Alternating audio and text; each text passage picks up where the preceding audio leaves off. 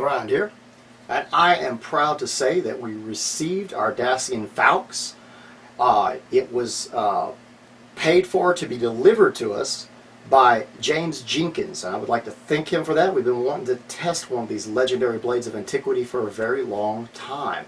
The Romans spoke about how devastating it was and how lethal this weapon was and how it defeated armor and shields. They even had to modify their armor, wearing different types of armor and armor on their arms and changing their helmets even supposedly by legend just to fight against this because it was injuring their men and they were being defeated by the Dacians. The Thracians had something similar to this. It wasn't the exact blade, but this blade is very unique. This one here is a hand and a half style version. They do have them with longer handles. It's been described and used more of a polearm. This one could actually be used with a shield, is what I like about it, which is the only early defense. Most people were into shield fencing back then, not blade fencing during the Roman era. So having a blade like this and being able to use it with a shield or two-handed, very much an advantage. This is made out of 1055 steel. I talked to I Am and I Knife. He is on Facebook. He's the one who created this blade. If you're interested in the Sika style blades that are one-handed and curved like this, really high quality knives, or the Falx itself, you can contact him on Facebook. He made the blade free of charge for the channel, and James Jenkins actually got it sent to us. So I'd like to thank them, both of them, greatly for this. James Jenkins has helped us a lot with other things as well as our Japanese armor that we'll be doing shortly. This blade here is spectacular. The only thing we've tested similar to this blade would be a kukri, Nepalese kukri, and it cut into gambeson with such a small blade compared to large swords almost all the way through. And it was all due to the shape and hitting with the point first. And I think that's the big advantage to this. It can punch through things almost like a spike on a polearm or a spike on the back of a warhammer or a military pick because of the shape, but it's still a sword and it still cuts and it can still be used to hook with. So I think that's one of the main advantages. It's so devastating that they were willing to even use it two-handed and not even have a shield and have to hide behind other warriors to do so. It's a beautiful blade. This one's razor sharp. If you look at the ash handle, look at the work on here that he's put into this.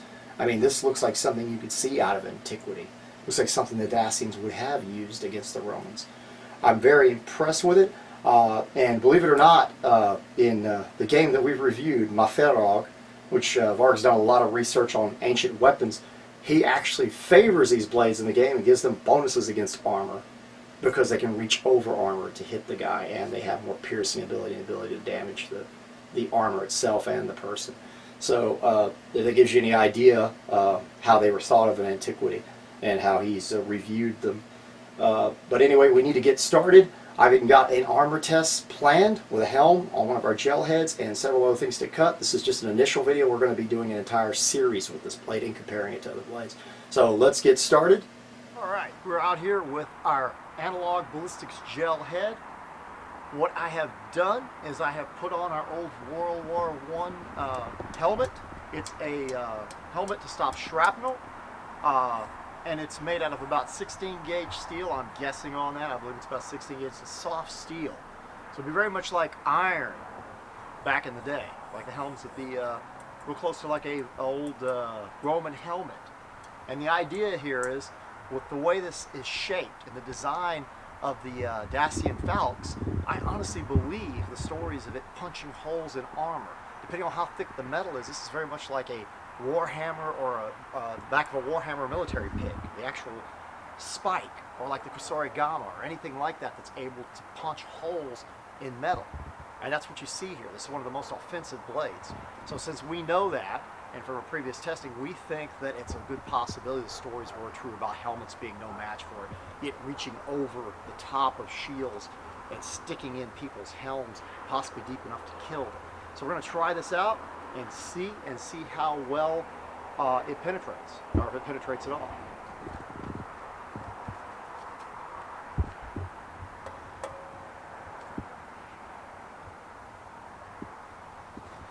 Ah! Whoa! Huge dent. Huge, more than a dent. We have an actual piercing, it looks like. It's just not very deep. I might try that again. I hit higher than I thought. I'm trying to come straight in. And that is in there. I mean, it's actually a piercing. I don't know if we got into the head. I don't think we actually did. We'll go ahead and try that again.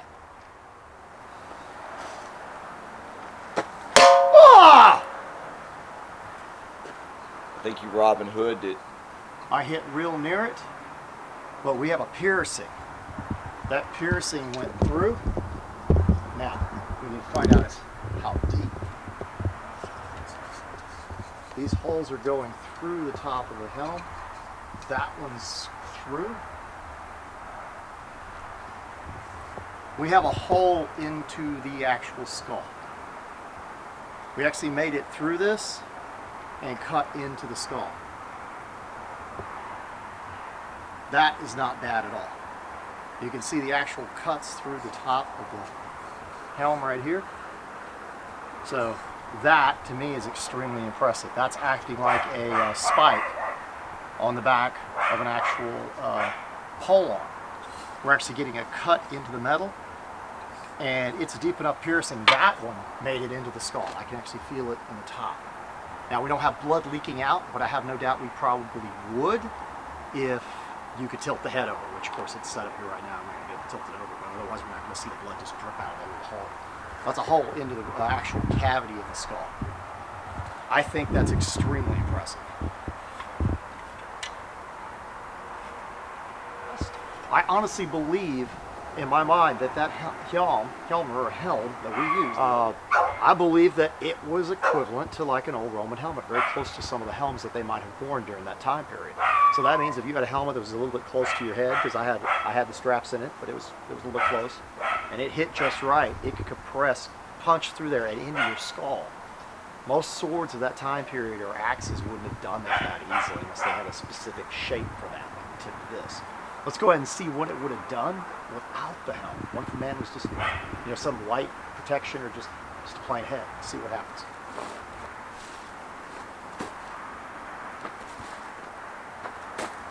Oh! Yes, just like I thought. That is the entire skull split. That is hard. You see that right here? We have our blood running out. That just totally destroyed the skull. This went directly into the brain, and we have a dead warrior. I can see how this would be one of the most offensive blades, and brutal. I mean, I can't see any type of hardened leather, any type of cloth armors, or anything standing a chance against that. Only metal has a chance, and even it has a chance to punch holes through thinner 1mm sheets of armor, like a lot of times people wore at that time, especially made out of iron, wrought iron. It's unbelievable. I'm going to go for the jaw and the skull in that area, right in there where I hit, like right in this area. I'm curious, but this thing is so brutal, I'm thinking, yeah, that's going to be the way to go with this.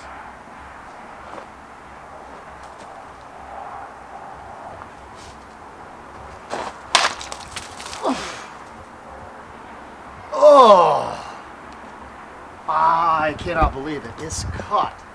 It's a beautiful cut. You can see where it cut in the side of the head as it went through, taking the skull out with it. And this is just flop there. I mean, that's just a flap of ballistic gelatin. But we just took the entire top of the skull off. And there is a piece of PVC pipe in here, which would not be there. That would be brain matter. It chopped through that as well.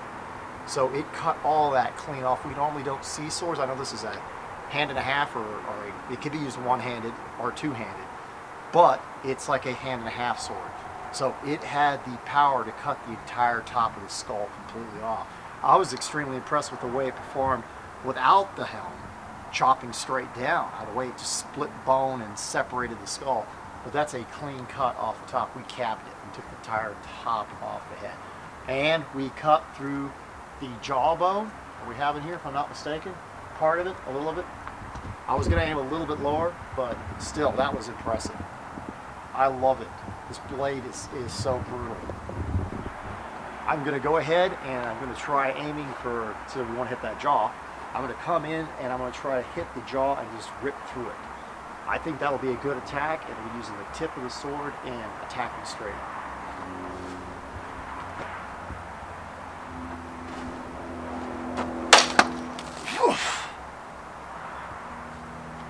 All right.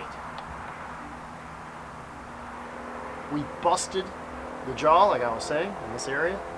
We cut all the way in and hit the spine. So all the way through the face, through that jaw, and we were hooking behind this and we just turned the entire head.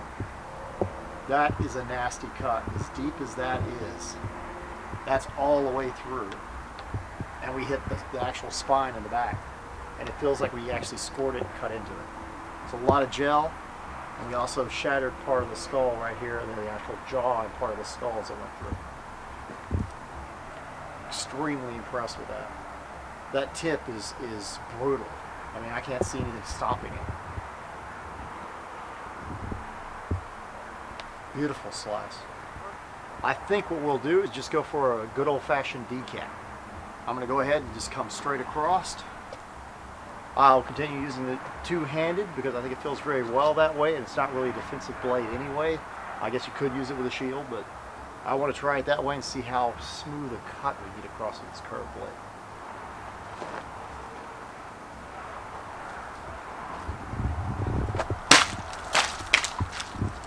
Oh. I would say that is a nice cut. Came straight across, and we took our head clean off, going straight through the spine. And I think that was a pretty good decap all in all. It just cut it smooth straight through, just like I was expecting. Even though the blade's curved, it causes an excellent cut. I mean, it just slices. It's beautiful. I can't believe how deadly the actual tip is. That's what I was amazed about the entire time, is how it pierces and penetrates. Yet still, with the curved blade, you have the reach over things, and it still slices beautifully. It acts, it acts like a sickle or a scythe, but it also is very much a devastating sword in its own right, or even a polearm style weapon, because some of these have longer handles than this. Beautiful cut, and even going through the helmet, that was just so impressive. I am amazed at what it's done tonight. Hope you all have enjoyed our episode tonight with the Dacian Falx. I'm certainly impressed with it. I'd like to thank James Jenkins once again for this beautiful blade. And thank you all out there for watching us. Be sure and like and subscribe down below. You can also, if you like, join our Brandon Elgram's Well of Remembrance over at Facebook. It's a like page. You just go over and like us, and you can actually get updates from us, our latest videos, any information we have historically, stuff we're going to be doing. You can also, if you'd like to make input with us, talk to us and talk to other people who are part of our boat crew. There's a Thane Thrand YouTube boat crew at Facebook, and you can also ask to be a member there. And we'd surely like to have you there, and you'll actually learn stuff about history. We have all different kinds of people who are historians in their own right. They study different time periods, they study different skills, and practice actual anachronistic techniques. Those guys can help you out as well too. If we can't help you, they probably can. If you'd like to be a member there, and just ask to join us. Also, if you'd like to help us out, you can go by to www.patreon.com/Thran, and that would be a donation monthly if you'd like. You can make it a one-time donation, but if you'd like to just give us a one-time donation, you can go over to PayPal, and that's thanethrand@yahoo.com. At PayPal, which is the ID. It's also an email address. We don't watch that email as avidly as our thanethrand@gmail.com. So if you'd like us to test anything you've got out there, if you create weapons like this beautiful Falx, if you'd like to donate something like that to us or have us test one, be sure and message me, and you can always send it to us and we can see what we can do with it. I hope you've enjoyed our episode tonight. I'm highly impressed with this famed sword. I mean, I see why it's as famous as the katana in the early centuries, because, I mean, I can see this devastating against shields and armor. I mean, it just has the advantage when it has the reach and it can come over things like that. We want to do further testing on that as well to get shield and stuff later. So I hope you've enjoyed the episode, and Farvel.